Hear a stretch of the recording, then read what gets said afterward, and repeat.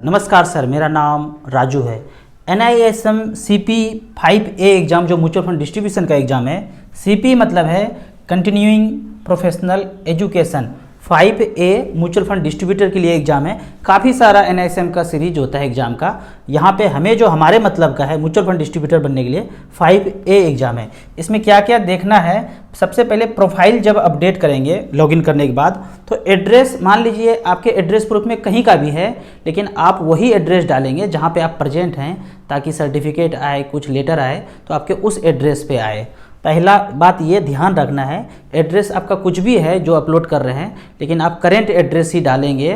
Profile activate होने के बाद आप इनरोल कर सकते हैं। उसके बाद आपको यहाँ पे ऑनलाइन एग्ज़ाम देना है, तो सिटी वाइज ऑनलाइन ही ऑप्ट करना है। और लास्ट में आपको ई बुक आएगा, सर्टिफिकेट आएगा। तो इसको आगे प्रोसेस में हम बताते हैं। सबसे पहले आपको इस वेबसाइट पे जाना है, सर्टिफिकेशन NISM। यहाँ इस तरह का आपको यूजर ID पासवर्ड क्रिएट करना है। रजिस्ट्रेशन पे जाके पहले क्रिएट कर लेना है।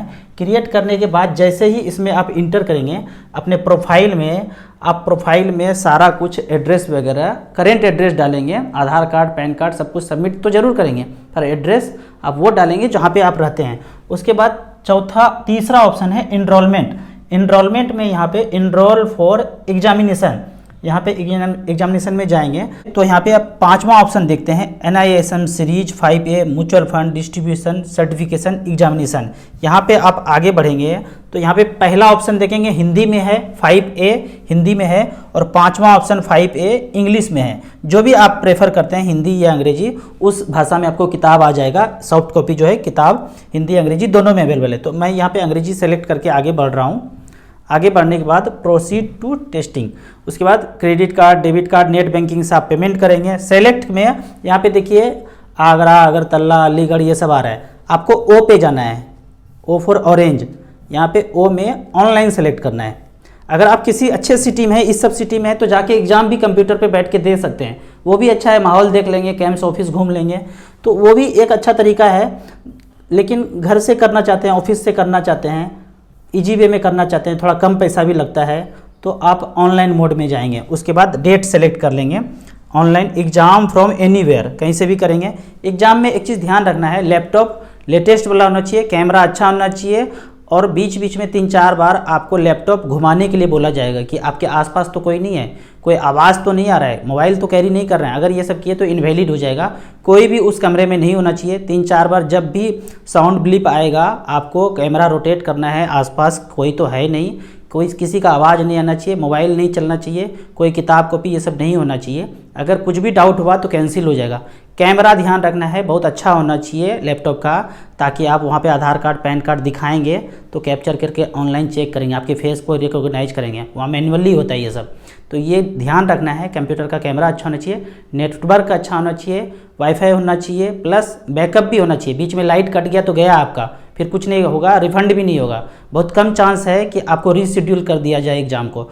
इसलिए बेहतर है कि आप अच्छे शहर में हैं तो एग्ज़ाम आप सेंटर में जाके ही दें। हर जगह पे है सेंटर, अच्छे अच्छे शहर में है। अच्छे शहर मतलब छोटे शहर में भी है, लेकिन कुछ भी व्यवस्था नहीं है तो ऑनलाइन चेक करना है, बैटरी बैकअप देखना है, वाईफाई देखना है। तो इसके बाद डेट आप सेलेक्ट कर लीजिए। डेट आप 1-1.5 महीने के बाद लीजिए, क्योंकि 200 पेज का किताब है, उसको पढ़ने में टाइम तो लगेगा। अगर पढ़ के म्यूचुअल फंड के बिजनेस में नहीं उतरेंगे तो कुछ नहीं कर पाएंगे, टाइम वेस्ट होगा, पैसा वेस्ट होगा। तो अच्छा है कि एग्ज़ाम अपने काबिलियत से देंगे, पढ़ के देंगे, तभी आप म्यूचुअल फंड का फर्दर काम कर पाएंगे। उसके बाद ये जब प्रोफाइल हो जाएगा, उसके बाद आप देखेंगे कि आपको देखना है कि किताब कहाँ से लेना है। जब एक बार आप एग्ज़ाम पास कर लेते हैं, पास करने के बाद आपको डाउनलोड करना है सर्टिफिकेट, तो आपको माई एग्जामिनेशन CP ECP में जाना है। यहाँ पे आप देखेंगे डाउनलोड वर्कबुक, जैसे ही डाउनलोड करेंगे 200 पेज का वर्कबुक आ जाएगा। सर्टिफिकेट में जाना है तो डाउनलोड सर्टिफिकेट में जाएंगे, यहाँ पे इस तरह का आपको सर्टिफिकेट आ जाएगा। ये सर्टिफिकेट हमारा है, 83% हमने मार्क्स ऑप्ट किया है, और यहाँ पे 6 मार्च 2022 में मैंने एग्ज़ाम पास किया था, ऑनलाइन पास किया था, 83% आया। उसी तरह 70-80% आपको आता है, तो आप अपने आप में कॉन्फिडेंट हो जाइए कि म्यूचुअल फंड का काम आप वेरी वेल कर सकते हैं। कम मार्क्स आएगा तो आप, इसका मतलब है कि अच्छा से पढ़ाई नहीं किए। बहुत आसान है, बहुत मुश्किल काम नहीं है। जिनका भी मैथ में 60% से ऊपर मार्क्स आया है और मन लगा के पढ़ेंगे 1 से 2 महीना, तो एग्ज़ाम पास किया जा सकता है। बिना पढ़े सोचेंगे कि एग्ज़ाम पास कर जाएंगे, कभी नहीं करेंगे। बिना पढ़े कुछ भी नहीं होगा, क्योंकि वो सब चीज़ है जो कभी मार्केट में आपने सुना नहीं है।